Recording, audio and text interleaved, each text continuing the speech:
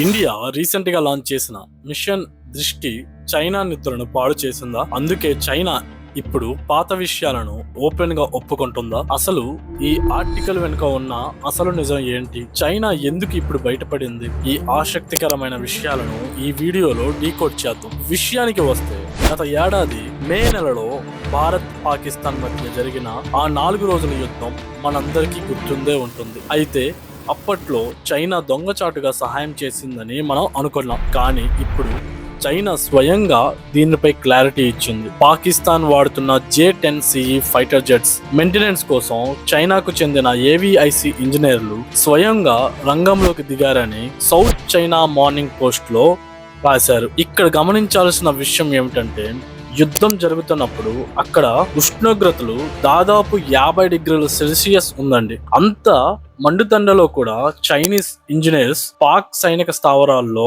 ఉన్నారు. ఆ విమానాలు భారత్ పై దాడి చేయడానికి సిద్ధంగా ఉండేలా చూస్తారు. అంటే ఇది కేవలం ఆయుధం అమ్మడమే కాదు, యుద్ధంలో ప్రత్యక్షంగా చైనా ఇన్వాల్వ్మెంట్ ఉంది. కానీ ఇక్కడ నా డౌట్ ఏంటంటే, అప్పుడు జరిగిన విషయాన్ని చైనా ఇప్పుడు ఎందుకు ఒప్పుకుంటుంది? దీనికి ఇండియా రీసెంట్ గా స్టార్ట్ చేసిన మిషన్ దృష్టికి సంబంధం ఉందా? ఖచ్చితంగా ఉండండి. భారత్ తన నిఘా వ్యవస్థను ఎంతలా పెంచుకుందంటే చైనా సరిహద్దులో చీమ చిటుక్కుమన్నా మనకు తెలిసిపోతుంది. అయితే చైనీస్ మనకి ఏం చెప్పాలనుకుంటున్నారు? సైకలాజికల్ వార్, మా కదలికలు మీకు తెలిసిన మాకేం భయం లేదు అని చైనా చెప్పాలనుకుంటుంది. రెండోది మార్కెటింగ్. తమ J-10CE జెట్స్ యుద్ధంలో ఎంత బాగా పనిచేశాయో ప్రపంచానికి చాటి చెప్పి వాటిని ఇతర దేశాలకు అమ్ముకోవాలని చైనా ప్లాన్. కానీ రియాలిటీ ఏంటి అంటే, ఈ J-10CE అన్నది చైనీస్ ది అసలు యూజ్ అవ్వలేదండి. మన బ్రహ్మోస్ చితగబాదింది. ఈ చైనీస్ వచ్చి వీళ్ళు దీనికి ప్రమోట్ చేసుకుంటే ఎవరు కొంటారని కొన్న వాళ్ళు ఉంటారు. వాళ్ళకి తెలియదు ఏంటంటే ఇది అవ్వదు.